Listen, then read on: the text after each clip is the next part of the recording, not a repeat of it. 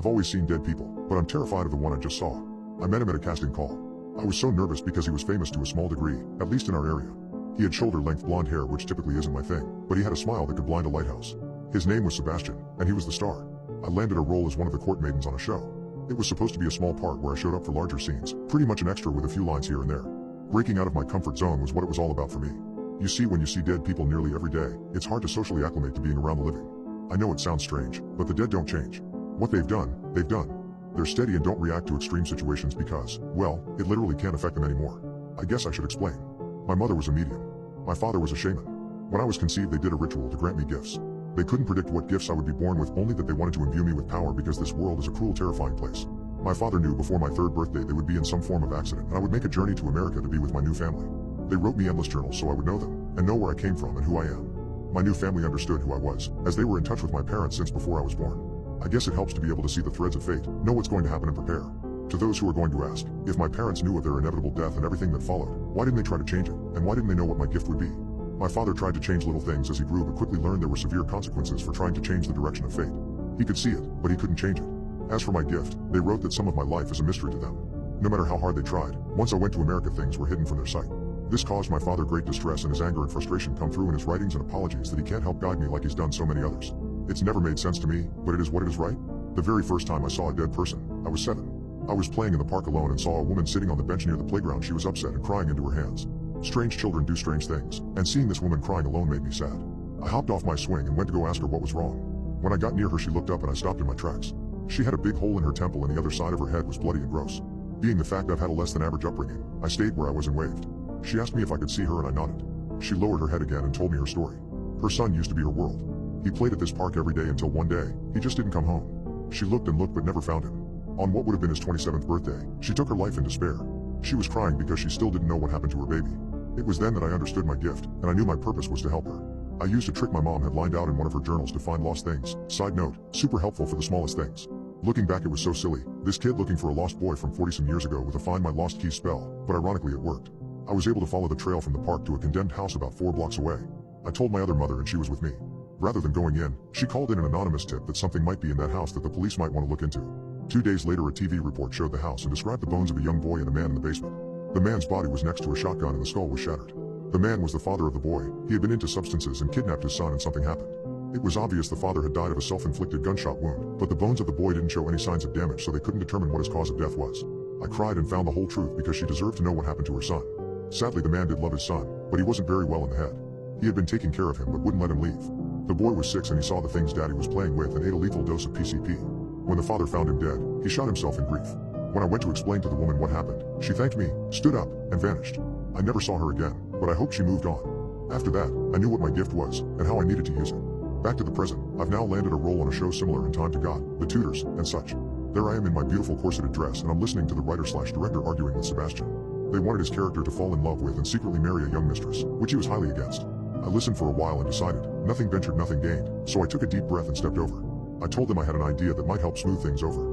If Sebastian was against the secret marriage because of her age, perhaps the solution could be he falls in love with her spirit but knows she's too young, so he publicly marries her, but in reality, she's being adopted. He'll send her off for education and treat her like a daughter while continuing to court other women. They both stared at me like I had lobsters crawling out of my ears, and I thought there went my acting career.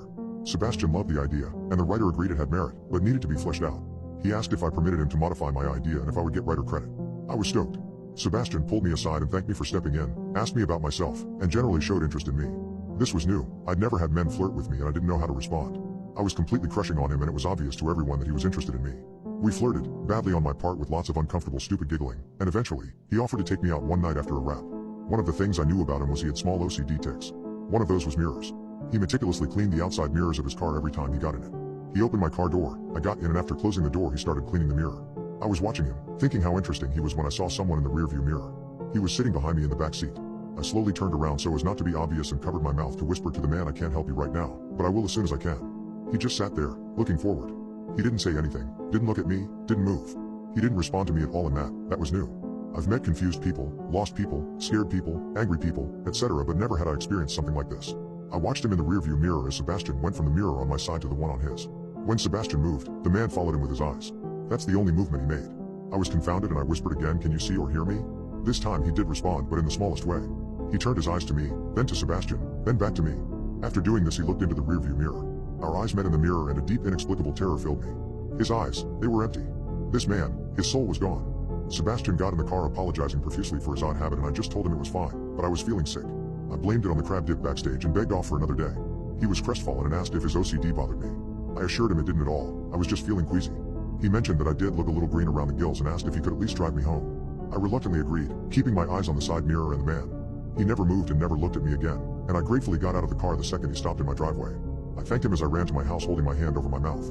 I wasn't lying about feeling sick, I barely made it to the toilet in time. That night I pored over my mother's writings. I remembered something about the soulless wanderers, but I didn't read much at the time because it seemed unlikely I would ever see one. They are extremely rare, and the circumstances surrounding them were shrouded in mystery even to my parents.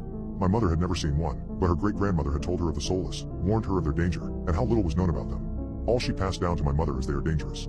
It takes a great deal of power, rage, and emptiness in a person's heart to create a soulless one. That's all she knew, so that's all I had to go on. I decided to search the internet to see if I could find any information that other people may have come across. Stories, myths, legends, they all seem to make their way to the internet. After sorting through Star Wars ships and TV tropes, I found something buried deep in my search. What I found completely shook my view of the spirit world. The soulless ones are made that way by a powerful shaman or medium. The rage in them attacks the soul of the person, essentially absorbing their life force in the attack.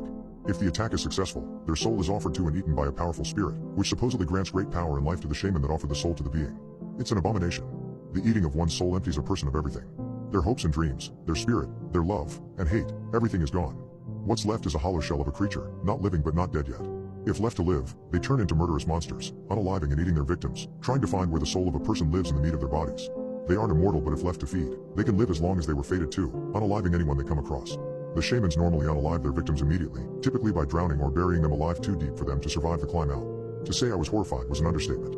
I hadn't recognized the dirt on the man's clothes until I finished reading. This man, this creature had been buried alive. I think my great-grandmother who passed down the story of the soulless ones didn't know much about them either, only that something evil lived in them, and even dead they could be dangerous to people like me. You see, the soulless attach themselves to the person who stole their life force. They still search for their soul in the spirit of their attacker, and when they find others that can see them, they might attack our spirit in desperation to regain a fraction of what they've lost. I sat back in horror, realizing what this might mean. Sebastian was such a good person, he didn't even want to portray a child bride situation. His OCD tics, and his peculiar behaviors, all crashed down on me. I saw the soulless one in Sebastian's car, it communicated in the smallest way, but it was clear. Sebastian was a powerful shaman, and there was no way his interest in me was a positive thing. He would see the gifts in me and would know I could see things. Now he knows where I live.